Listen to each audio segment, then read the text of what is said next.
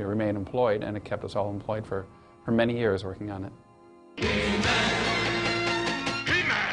My energy power finish you! I guess they just don't make energy bows like they used to. My Lasertron will stop you, He-Man! Let me give you a hand. Curse you, He-Man! I'll get you for this when I get my Lasertron working! I'd worked at Hanna-Barbera in the 70s, and I'd worked on, for a number of smaller projects, so I was kind of used to a toy-based project. But I got to admit, when I first started it, the title He-Man to me sounded like it might have been a tentative or a working title. And I remember saying to Don Manuel, the artist next to me, thinking, "Hey Don, the name of this thing really isn't He-Man, is it? I mean, the real name's going to be like, Karnak or Ragnar or Lord of Stone or, I don't know, some kind of thing like that." And he goes, "No, the name's really He-Man." I'm like, "Oh, okay." We used to joke about, because when it was released in France, they changed the name to Musclor. And we wondered if in England they would call it like Exceedingly Muscular Man.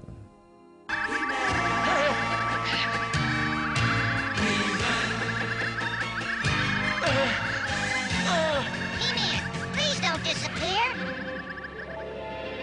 He's gone.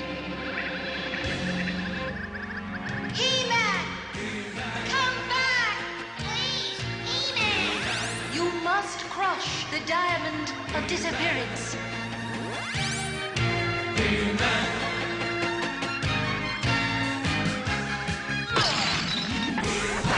He-Man wasn't, in my mind, a toy commercial. It was an entertainment show.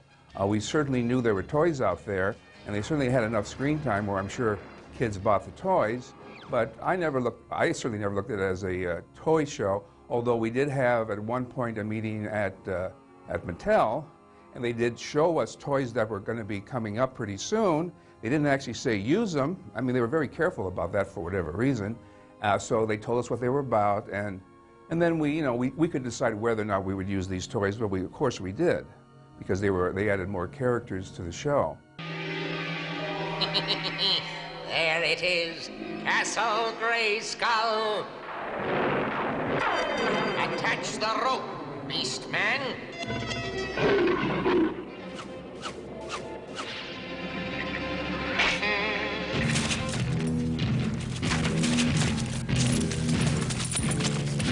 Use all your power!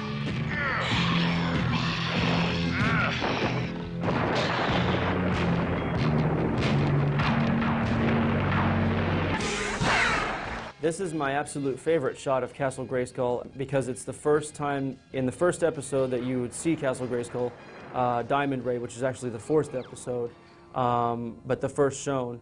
This is the first time that you would see the castle itself. And so I particularly like the expression sort of on the face and the fact that it's a nighttime shot. The castle always looked best at night to me. In that particular scene, you had He-Man in silhouette here on the Bone Bridge, getting ready to open the castle, getting ready to open the drawbridge. By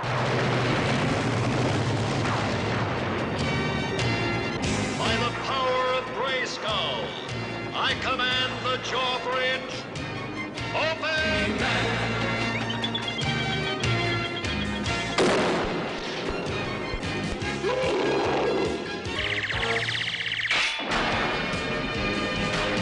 Season 1 of He-Man and the Masters of the Universe Top 5, episode number 1. Finally, the #1 best episode of Season 1, Teela's Quest, written by Paul Dini and directed by Marsh Lamore. Teela's Quest was the 6th produced episode of He-Man and the Masters of the Universe. Mayday! Mayday! Can anyone hear me? This is Lieutenant Marlena Glenn of the Earth Probe Valiant. I've been caught in a cosmic storm and swept off course. Does anyone copy? Teela attempts to learn her mother's identity, which uncovers secrets about both the sorceress and Queen Marlena. 1,000,000 miles from home and stuck in the middle of an asteroid shower.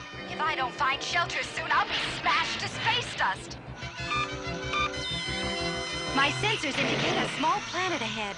No telling what's down there. I'll just cross my fingers and hope for the best. I mean, Teela was just a warrior woman, and we hadn't really done anything with her. I think at the time she was called Teela the Warrior Sorceress. They had kind of combined her into a bunch of different things, and she was like the guardian of Castle Grayskull, if I remember the early days of the product line correctly.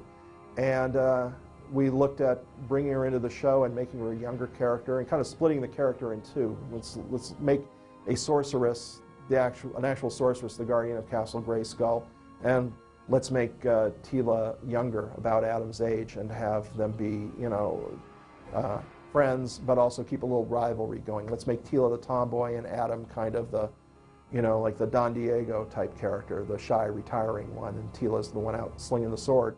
That also would help with He-Man's, dual identity, the mild-mannered type guy, as opposed to the hero full-time. We're almost at the Crystal Sea. I hope Teela's safe.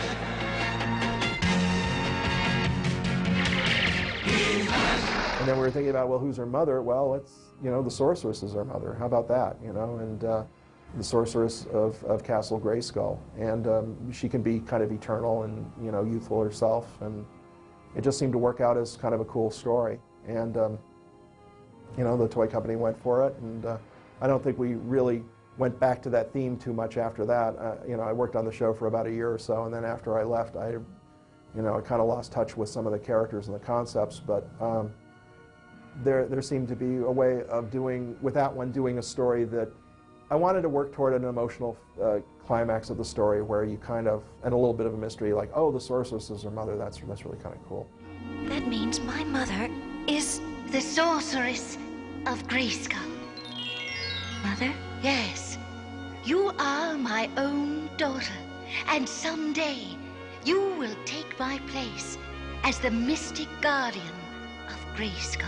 But for now, you have other deeds to do. And until that time when your special destiny calls, you must forget what you have learned today. She will only remember that her mother was a woman who loved her very much. Now that I think about it, that might have been a toy company rule. Like, let's not go back to this. We can do the emotional story, but, it may screw too much with our continuity. I mean, that was sort of the thing. Like, we could do a story like that once in a while, but we had to kind of keep Masters of the Universe what it was. And I think that a lot of people just want, like, the sameness of it. So if you start broadening the characters too much, you have to deal with the ramifications of it. You risked everything to go back for Merman. Any life, even an evil one, is worth saving. Now, let's go home.